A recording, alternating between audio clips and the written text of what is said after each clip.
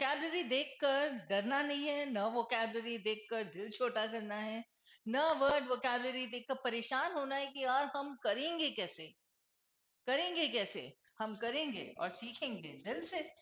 ये तो हमारा फंडा है बिल्कुल। तो दिल से कैसे सीखेंगे हम वर्ड्स? तो how to enrich our vocabulary, that is a major problem to most of you, right? The problem here is not to how to enrich your vocabulary. The problem here is what you are doing to enrich your vocabulary, right? How do you understand the words? How do you like befriend the words? क्योंकि words को कभी learn नहीं करते। I would never suggest to learn the words. रट्टा लगाओ, no, no cramming, no roting, nothing. आपको words को समझना होता है, उसकी एटमोलॉजी समझ सकते हो आप, उसकी मॉर्फोलॉजी समझ सकते हो आप। हाँ, ये दो वर्ड्स को भी मैं समझा दूंगी कि एटमोलॉजी का मतलब होता है ओरिजिन समझना। ठीक है, बड़ा सिंपल सी बात होती है। If I give you an example से जगरनॉट, अब ये वर्ड आपने सुना है? हाँ, थोड़ा थोड़ा देखना, अगर नहीं सुना है ना, I still write the word somewhere here, okay? See, it is Juggernaut. So a juggernaut है तो इंग्लिश वर्ड, लेकिन ओरिजिन हिंदी। और हिंदी में अगर मैंने आपको कहा इसका ओरिजिन है जगन्नाथ, तो ये रहा ऐसा फोर्स जो कि नॉन स्टॉपेबल है। ठीक है, तो जगन्नाथ यात्रा जो रहती है हर बार, that is it. Jagannath, an explosive force, right? A non-stoppable force. You can understand it in that way. So the point here is कि आप कहीं ना कैसे लिंक्स बना सकते हो। अगर हमें वर्ड पहली बार सुना है, पहली बार देखा है, तो still if you know a few tricks, you will be able to come up with understanding the meaning of that word till the time it becomes familiar and you are fine, very good। अब तो मेरी मतलब vocabulary बढ़िया हो गई है, enrich होती जा रही है डे टू डे। इतना भी ध्यान रखेंगे कि ग्रेजुअल इंक्रीज होता है, ग्रेजुअल वोकैबुलरी इंप्रूव होती है, right? It is not an overnight work. So the root word और the root work is to read.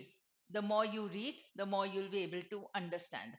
हाँ, रूट वर्क मैंने कहा और फिर रूट वर्ड भी कहा है।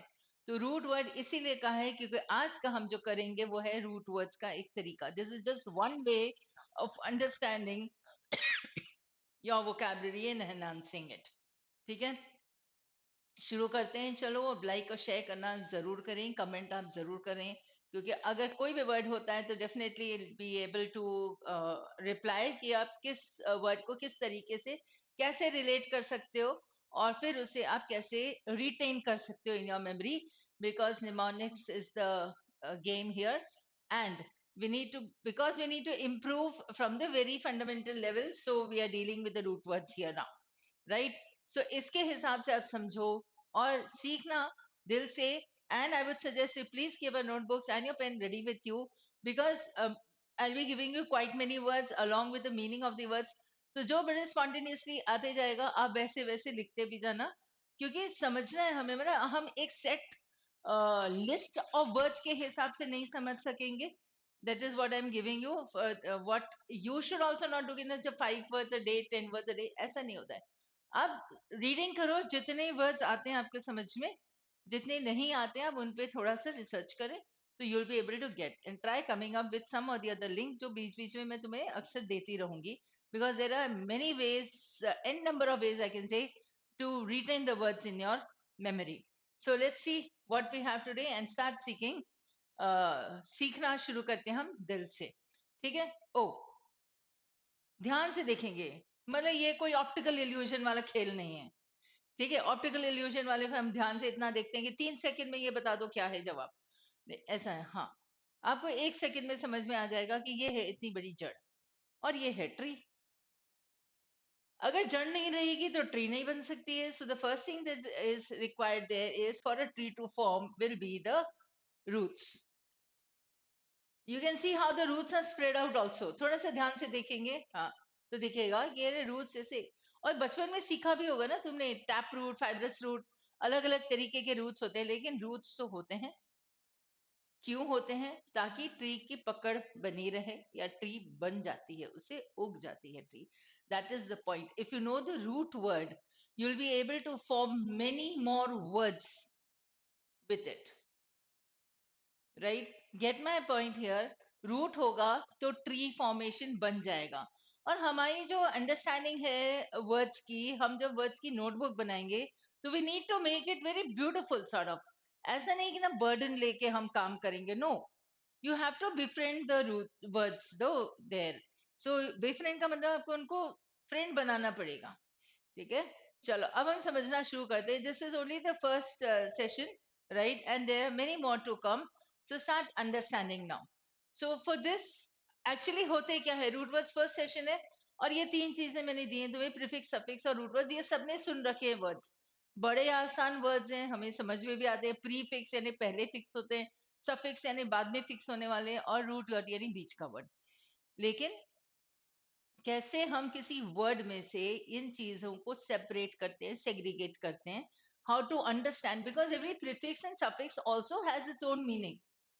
हर एक का अपना अलग अलग यूसेज होता है हर एक प्रीफिक्स और सफिक्स का भी अलग अलग मीनिंग होता है हमें वो धीरे धीरे समझ में आना चाहिए ठीक है so we'll be dealing with all of these in our sessions this one also and the coming sessions also so ऐसा नहीं कि हम सिर्फ रूट करेंगे नहीं रूट के साथ साथ कुछ प्रीफिक्स का मीनिंग भी समझ लेंगे रूट्स के साथ साथ हम कुछ सफिक्सेस भी समझते जाएंगे because this is how the words are formed right so come on let us understand them I'll give you an example first. If I give you the word incontrovertible, I just like this word.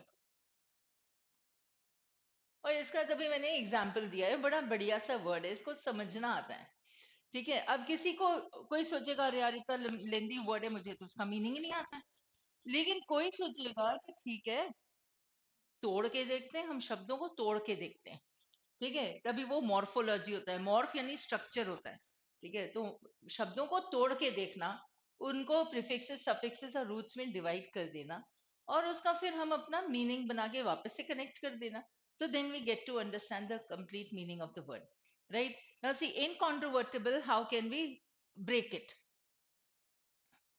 it is the word in then we have the word contra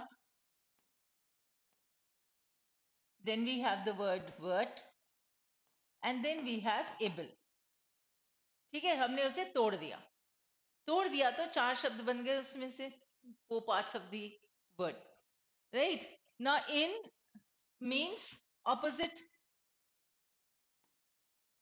contra also means opposite vert means turn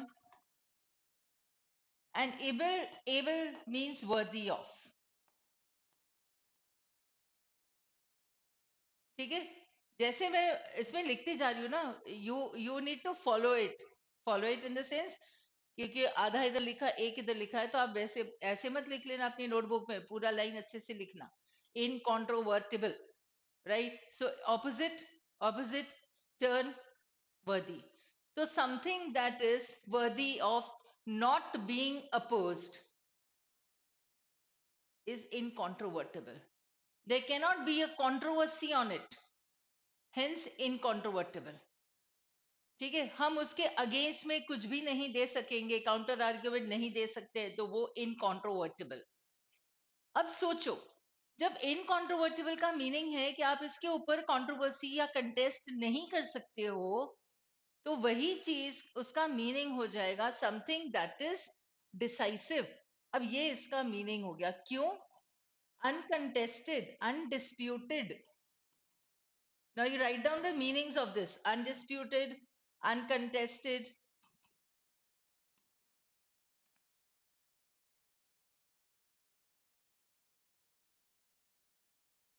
something that cannot be contested उसका पलट नहीं बोल सकते हैं उसका opposite उसका counter argument नहीं दे सकेंगे इसका मतलब वो डिसाइसिव है इसका मतलब वो कंक्लूसिव है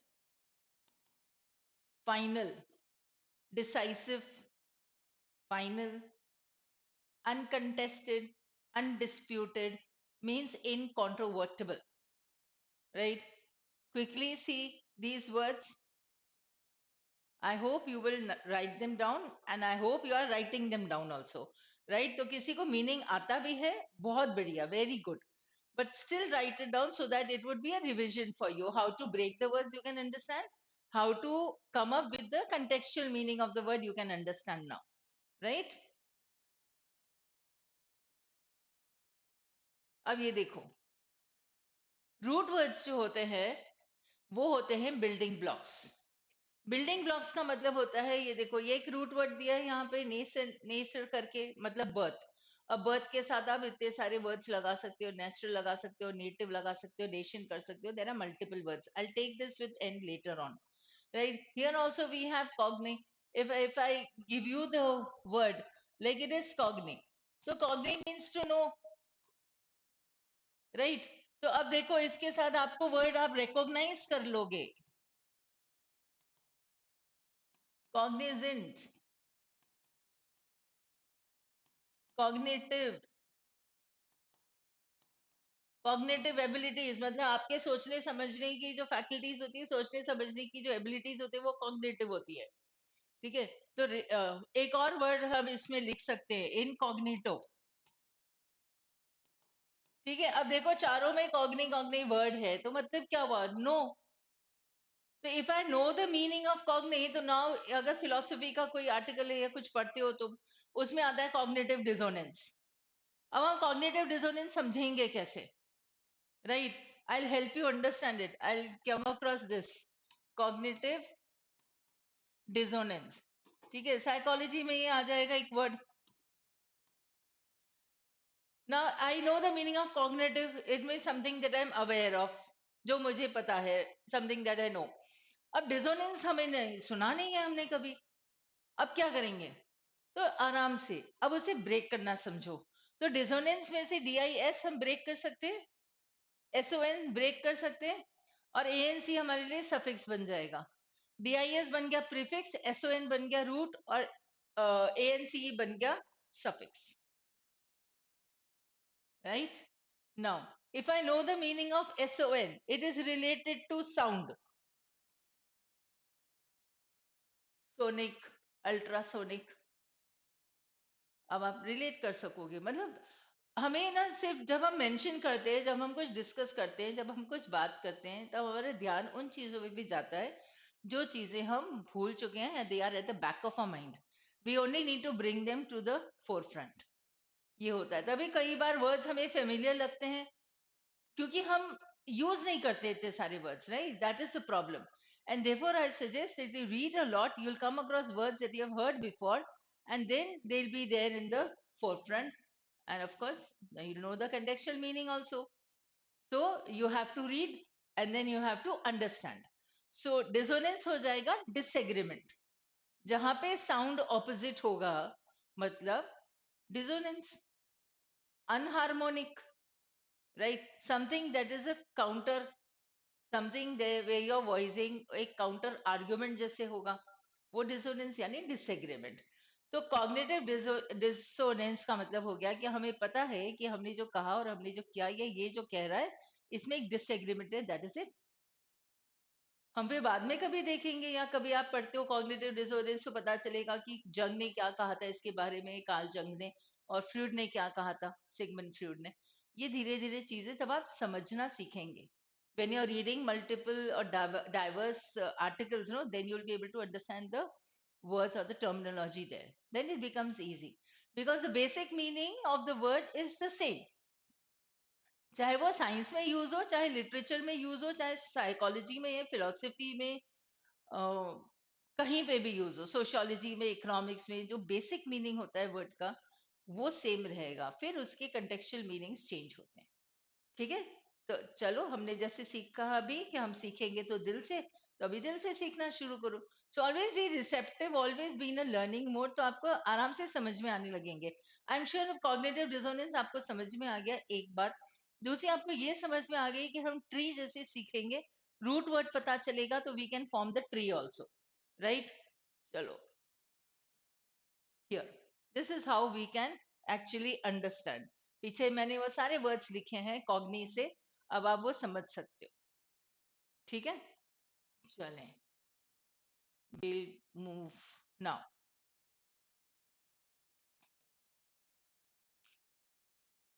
acute, this is the first root word, right?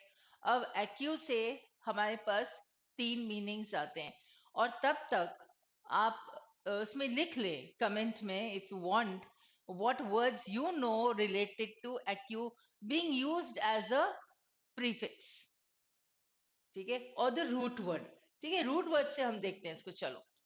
इसके तीन मीनिंग्स हैं। एक है शार्प, अभी पहले हम शार्प के हिसाब से देखते हैं। तो शार्प मतलब इंटेलिजेंस के हिसाब से, देखो दो चीजें होती हैं, शार्प तो नाइफ भी होता है और शार्प हमारा दिमाग भी होता है, तो he is an acute minded person, ठीक है? अब हम एक्यू का मीनिंग कर लेते हैं sharp. So we have the word acute, right? We have the word acuity and we have the word acumen, ठीक है? अब ये शार्प के हिसाब से एक्यू से रिलेटेड आप तीन वर्ड्स लिख लो, right? Write them in such a manner where we'll be able to write the meanings of this word also, so your notebook will be very good. Now acute से relate हमारे पास एक pen आता है, चलो। acute minded person होता है एक, right? तो sharp minded person, a person who has a good business acumen, right? That means he has a keen insight. अब आप इसके मीनिंग्स लिखो। he has a keen insight, right? He is judicious,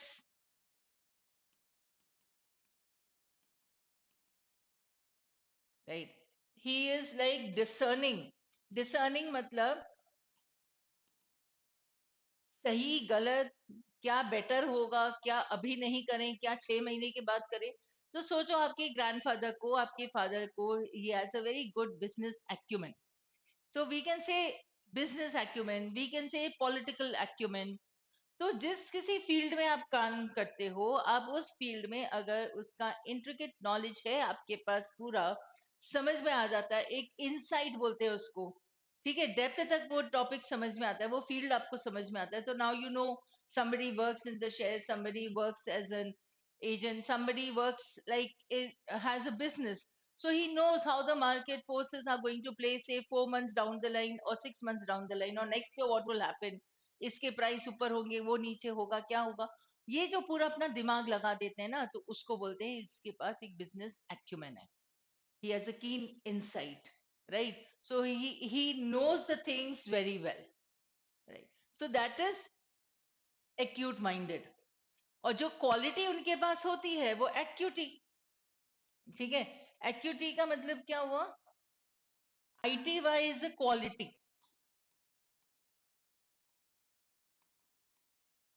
ठीक है? अलग कलर से रखे हो ताकि आप ये कहीं पे अलग लिखते जाएंगे, right? Whenever in our discussion we come across the prefixes और द सफिक्सेस, नो, तो then you need to write it on a separate page, तो समझ में आता जाएगा कि आईटी वाई क्वालिटी होता है। And the best thing is, जब आपको पता है आईटी वाई क्वालिटी है, इसका मीनिंग है words ending in IT Y is a quality, so later on in the day whenever you get time और whenever you have time, another day maybe, आप उसके कुछ words लिखते जाएंगे, तो आपको समझ में आएगा, अरे वाह, आईटी वाई एंडिंग वर्ड तो वाकई में क्वालिटी बता रहे हैं, ठीक है? तो कुछ कुछ वर्ड्स आपके ऐसे रहेंगे जो आप लिख सकते हैं फिर। so acuity is the quality of being sharp. So a person who has a good business acumen means he's sharp minded and he has a good acuity. Or he possesses the acuity in the business decisions that he, or he displayed his acuity in the business decisions that he took yesterday. ठीक है? और RBI अगर कुछ करती है तो RBI has displayed it's acuity. जब वो इसमें मॉनेटरी पॉलिसी कमेटी होती है तो कम ज्यादा कुछ भी करते रहते हैं, बेसिस पॉइंट सब कम करते हैं, ज्यादा करते हैं। How they control the inflation, what they do in the case of deflation, how they induce liquidity in the market, all this the people they are sitting there have a good acumen, they have that acuity, that is how you can now use. Now if I give you another word, ठीक है? यहां से हमारे पास इसकी meanings भी, I hope आपने लिख लिए हैं इसके मीनिंग्स। तो एक्यूट, एक्यूटी, एक्यूमेन हो गया, इनसाइट हमने लिख लिया है, ठीक है? यहां से हम एक और वर्ड आप लिख सकते हो, दैट इज जैसे जुडिशियस लिखा है वैसे आप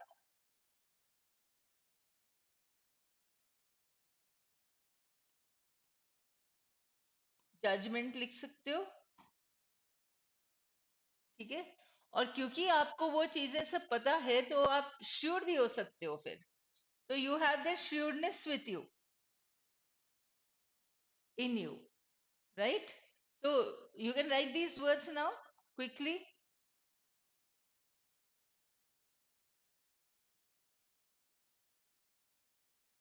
Second that I was talking about was sharp, right? Acute pain होता है, acute minded person तो होता ही है, sharp दिमाग वाला, ठीक है। इसके ऑपोजिट में हम ये कर सकते हैं ऑप्टियस माइंडेड पर्सन। तो सोचो ऑप्टियस माइंडेड पर्सन कौन होता है और फटाफट मुझे लिख के बताना, ठीक है। तो do comment on that. When I say that he is an acute minded person, fine, बड़ा मतलब बड़ा तेज दिमाग है उसका। लेकिन ऑब्ट्यूज माइंडेड पर्सन कौन होता है, फिकल माइंडेड पर्सन कौन होता है, थिक हेडेड पर्सन कौन होता है, ये फटाफट आप लिख के बता सकते हैं, ठीक है। How to describe the people around you, right? Now this sharp is another which is related to pain. तो जब हम इसको बोलते हैं एक्यूट पेन के रिलेशन में बोलते हैं तो इट बिकम्स वेरी सिवियर और इट बिकम्स इंटेंस। तो एक तो शार्प दिमाग के हिसाब से होता है तो ये वाला हो गया, और दूसरा शार्प एक्यूट पेन के हिसाब से होता है जो सिवियर एंड इंटेंस पेन होता है, कभी सर्वाइकल पेन होता है। तो इसका मतलब it is sharp at a particular point, वो पेन होता है, right? So that becomes a sharp pain, acute pain in the back, acute pain on one side of the head, anything. So we got pointed pain होता है, और pointed के हिसाब से फिर हम कर सकते हैं कि acute का meaning एक दूसरा होता है bitter, एक और होगा उसका जो कि pointed के साथ आएगा। अब sharp के हिसाब से हमने word समझ लिए, पर acute as a root word can be used for something that is bitter, right?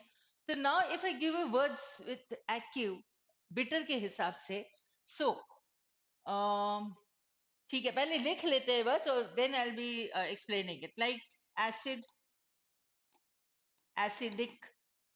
तो ये एसी वर्ड इसमें आ जाता है, ठीक है। Acid, acidic, acerbic, acrid, then acerbity आ जाएगा, इसी से बन जाएगा, देखो आईटीवाई बन जाएगा। एक्रिड से एक्रीमोनस बनेगा, राइट? और फिर एग्जैसरबेट बनेगा।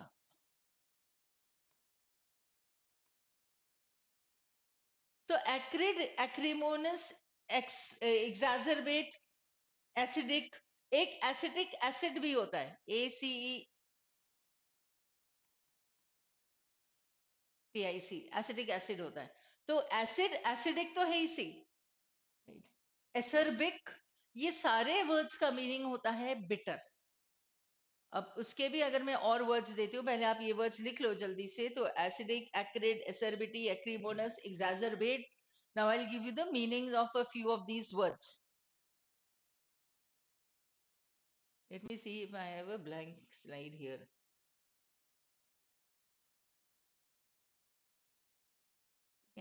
Now see, acid, acidic, acerbic, इन सबका मीनिंग मैं यहाँ पे लिख रही हूँ, ठीक है। दैट इज बिटर आपके पास है एक, ठीक है। बिटर के हिसाब से आपके पास आ जाएगा फिर something that is hurting. Hurting का मतलब होता है ऑफेंसिव रिमार्क्स होना,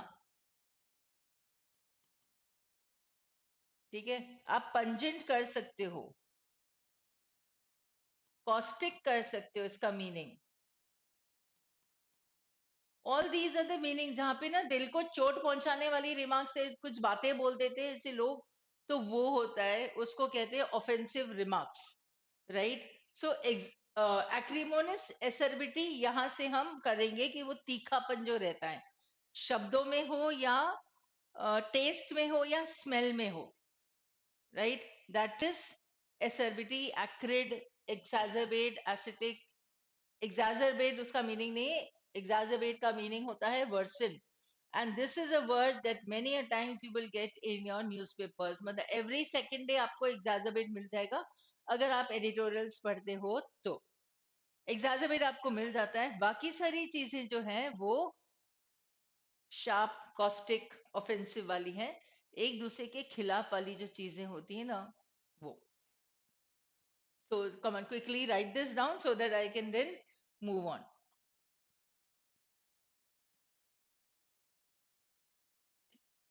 Then comes the third point. Point है, पॉइंटेड है, ठीक है, I you can understand sharp, bitter और पॉइंटेड, ये तीन वर्ड्स हैं यहाँ पे. अब पॉइंटेड के हिसाब से हम ने एक वर्ड ऑलरेडी कर लिया है एक्यूट, तो पॉइंटेड के हिसाब से हम एक्यूट कर लेते हैं. पॉइंटेड के हिसाब से हम एक और वर्ड कर लेते हैं, दैट इज एसिरेट. तो नीडल जैसे जो पॉइंटेड होता है ना बिल्कुल, उसे एसिरेट कहते हैं. ठीक है. अब सोचो एक्यूपंक्चर, एक्यूप्रेशर, ये क्या होता है? Let me see, yes I will write it here now. ठीक है. तो पॉइंटेड के हिसाब से I gave you the word acerate, that means it is pointed like a needle. ठीक है. Then we have acupressure and we have acupuncture, and we can write this word again because this is giving you the meaning of the word acute. Acu का meaning जो pointed वाला है उसके words दे रही है. ठीक है. तो acute, acerate, acupressure, acupuncture, acute मैंने रिपीट कर दिया, no problem, right. So I hope you can understand this now. तो हमारे पास क्या था टू रिपीट? एक्यू के मैंने तीन वर्ड्स दिए आपको, शार्प, ठीक है, पॉइंटेड और बिटर, और फिर इनके आपको वर्ड्स दिए मैंने. ठीक है. So now what you can do is this way. Wait. ठीक है.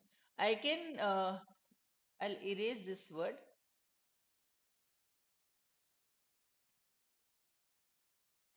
and I'll help you how to make that tree. Okay. Now see, you have this word acue, right? अब देखो आपके नोटबुक में कितने कैसे बना सकते हो आराम से tree. आपके पास अगर वो होते हैं colored pens होती हैं, तो you can make that with that also. Let me try. Whether it will be visible to you or not, that will see. ठीक है. ये हमने बना दिए, ट्रीज बना दिए. अब सोचो हमने यहाँ से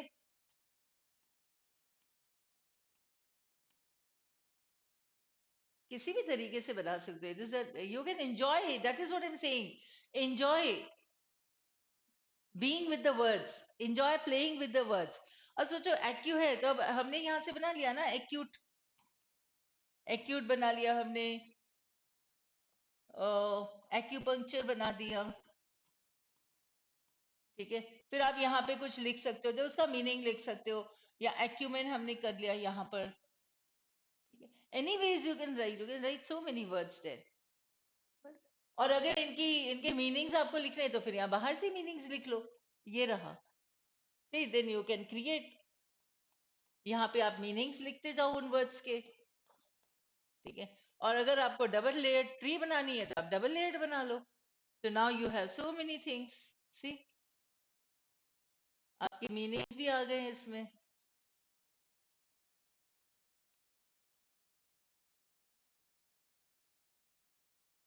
I hope you have understood how to make a tree of words. Come on, let us see now. Quickly we'll see. हैं क्या इधर? हाँ,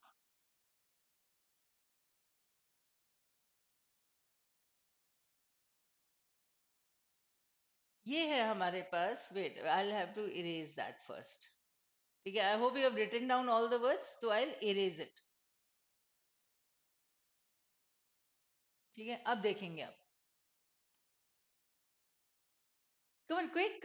You need to give a word for this. अभी हमने किए सारे words, तो आप ये देख सकते हो. देखो ये person जो है बड़े आराम से ये स्टॉक मार्केट का देख रहा है, या अपनी कंपनी का उतार चढ़ा क्या है. अब इसकी दिमाग की बत्ती भी जल जाएगी. दिमाग की बत्ती जल जाएगी मतलब वो बैठ के सोच विचार कर रहा है. तो this person has a good business acumen, और क्योंकि ये दोनों एक दूसरे की बात समझ भी पाते हैं, तो जो इसे डील करते हैं ना लोग, बड़ी बड़ी डील्स बनाते हैं, ठीक है, of course they have this acumen, they are sharp minded people.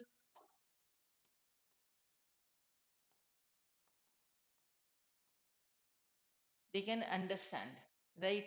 They know the business in and out. ये रहा acuity, sharpness of vision or of mind. ठीक है. So mental acuity refers to sharpness of mind and intellectual ability, and visual acuity refers to the sharpness of vision. दो तरीके होते हैं, sharp दिमाग और एक शार्प नजर, राइट? ये रही इनकी नजर और दिमाग होगा. ये रहा acupuncture, where they use the needles, right? Manipulating the energy flow and used for pain management. Acute, as I said, acute pain, acute illness, acute angle.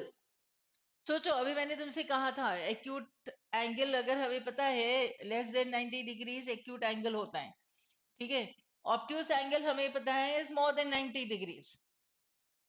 So when I say acute angle person or acute minded person is a sharp minded person. So then who is an obtuse minded person? ठीक है, ये आप सोच के जरूर बताना comment में, और लाइक और शेयर भी जरूर करना. अब इसके साथ साथ एक और आपको बताती हूँ, who is a thick headed person. Thick headed कौन होता है, ये भी आप बता सकते हैं, ठीक है. और थिक स्किन्ड पर्सन भी होता है. थिक स्किन्ड पर्सन को हम क्या बोलते हैं, आप ये भी बता सकते हैं, ठीक है. I'll ask again in some of the other coming sessions. Let me see. Acrimonious is hostile, it is sarcastic, it is critical. ये होता है acrimonious. Commence. Acrimonious is offensive. तो offensive कब होते हैं, ये भी है हमारे पास. ये taste, smell, ये remarks. If I say these are remarks and these are taste, so I can use this word acrimonious, acrid, bitter, caustic, कहीं पे भी use कर सकते हैं. So it will be easy for you to understand. ठीक है. Sarcastic, hostile, critical, आप ये भी लिख लो. ये रहा हमारे पास केमिस्ट्री लैब, ठीक है. अब बताइए, केमिस्ट्री लैब में तो हमें समझ में आ जाता है कि जो भी चीजें होती है वो पंजेंट होती है, एसिडिक होती है, एसिडिक हो सकती हैं, एसिडिक एसिड होता है, एक्रिड होता है, राइट. तो ये हमें बस हमें पता है एसिड्स. लेकिन ये क्या है, हम इसे क्या बोलेंगे, ठीक है. याद है हमने उसमें दिया था पॉइंटेड, ठीक है. आई पॉइंटेड था उसका थर्ड मीनिंग. पॉइंटेड में you can use the word accurate, you can actually use the word exact. सोचो अब बस इसे रिलेट करो. एग्जैक्ट का मतलब to the point, accurate again to the point. Acrobat, ये देखो बिल्कुल पतली रस्सी पे चल रहा है वो, एक्रोबैट. अब एक्रोबैट हाइट से भी रिलेट होगा, लेकिन आप सोचो कि वो उसे बड़ा पॉइंटेड मतलब एकदम एग्जैक्ट चलना पड़ेगा, otherwise he is going to lose his balance, right. So you can relate this word somehow to pointed, ठीक है. तो एक्रोबैट हो सकता है, एक्यूरेट हो सकता है. एसीरेट मैंने तुम्हें दिया था, एसीरेट इज नीडल शेप्ड, कि नीडल कैसे पॉइंटेड होती है वैसे, तो वो एसिरेट होगा, ठीक है. एक और वर्ड हम कर सकते हैं, acronym. I right it here only.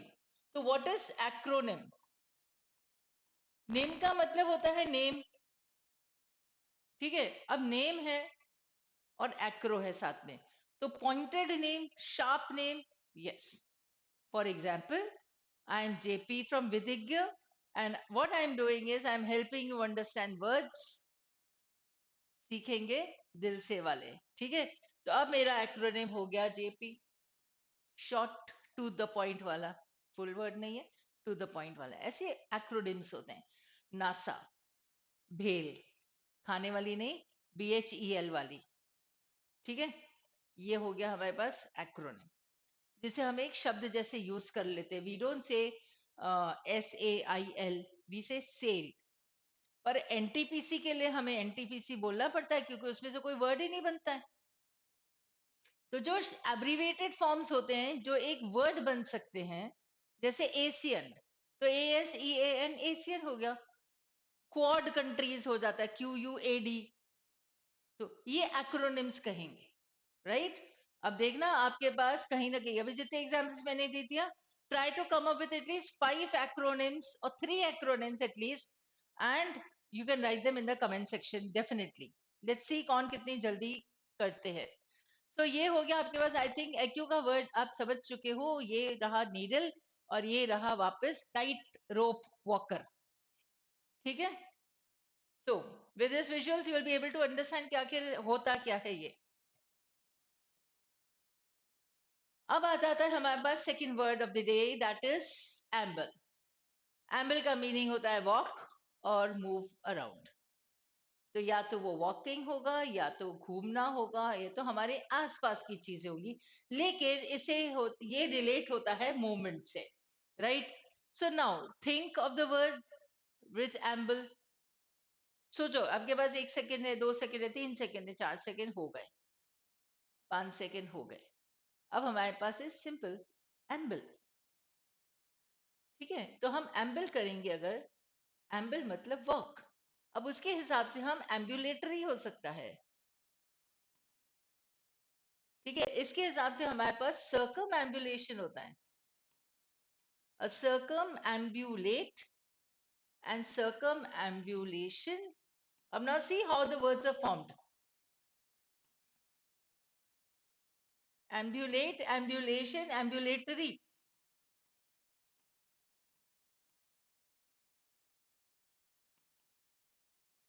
ठीक है? यहाँ पर आपके पास जो सफिक्सेस बनते जा रहे हैं ना, उन पे ध्यान दो। ये हो गया एट, ये हो गया TION, ये हो गया ORY वाला। So the word, how the words are framed, how the words change, how the words are formed with the addition of the suffixes. So then gradually you will be able to understand कि अरे words जब AT लगा देते हैं तो verb बन जाता है, TION लगा देते हैं तो noun बन जाता है। ये धीरे धीरे अंडरस्टैंडिंग बढ़ती रहेगी। मैं अभी आपके ऊपर ना जबरदस्ती वो नहीं दे रही हूँ, don't understand the words like this, no. Let that be gradual, let that come from within, वो धीरे धीरे होगा। डोंट एक्सपेक्ट कि आपको सारे वर्ड्स याद रहेंगे या सारे वर्ड्स रट्टा लगा लेंगे, नहीं, रट्टा नहीं लगाना है, हमें समझना है। मतलब आराम से समझो। इसमें से आपके पास आज की तारीख में 15 से 20 वर्ड्स भी, if you understand that yes you've gained something, the work is done then, right? So come on, amble is to walk, so ambulatory is to walk again. Now what? Circumambulate हमने कर लिया है, circum ambulation कर लिया है हमने। अब हमारे पास आता है एक मूव के हिसाब से एम्बुलेंस,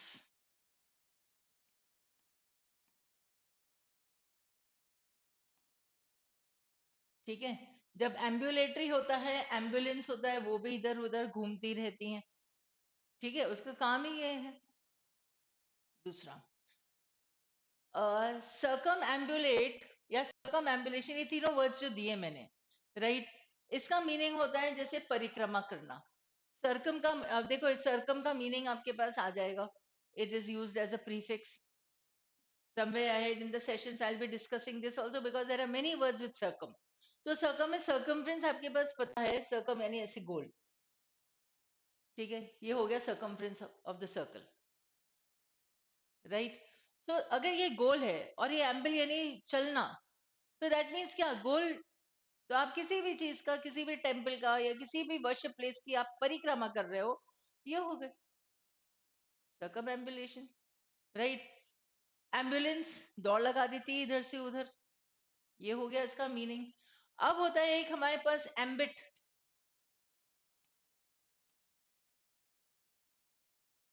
इन इट्स एम्बिट बोलते हैं, तो something that is in your area of control, आपकी बाउंड्री के विद इन में है अगर वो चीज, तो it is in your ambit, otherwise it is out of your jurisdiction. ऐसा भी यूज करते हैं ना हम, it is within our jurisdiction और it is out of our jurisdiction, हमारे हमारे क्षेत्र के नहीं है ये, तो हम इसे हैंडल नहीं करेंगे, किसी और पुलिस स्टेशन पे आपको जाना पड़ेगा जो आपके एरिया के हैं। ऐसे ही होता है काम, ठीक है।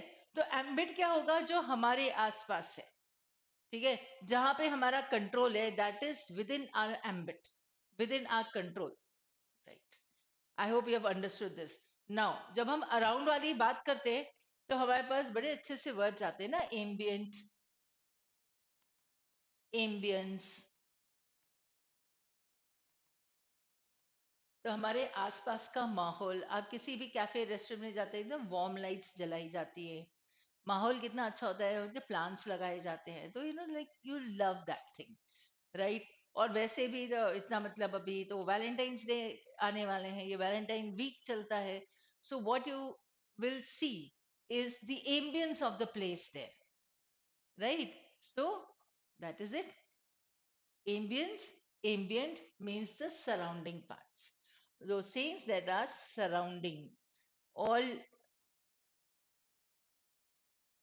surround से आप around word relate कर सकते हैं, तो जो भी आपके आसपास है उस चीज का, उस जगह के लिए वो ambience हो जाता है, ठीक है। I hope you have understood this now. Now there is one more word that I would like to give you. Ambience, ambient, ambit, ये तो तुम्हें समझ में आ गया, लेकिन एक एक दूसरा वर्ड है जो थोड़ा सा अलग है, पर तुम सबके लिए बहुत जरूरी है।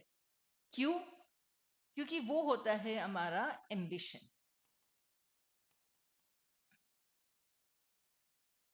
यस, एम्बिशन में we are still walking, and we are walking in a particular direction, we are moving towards it.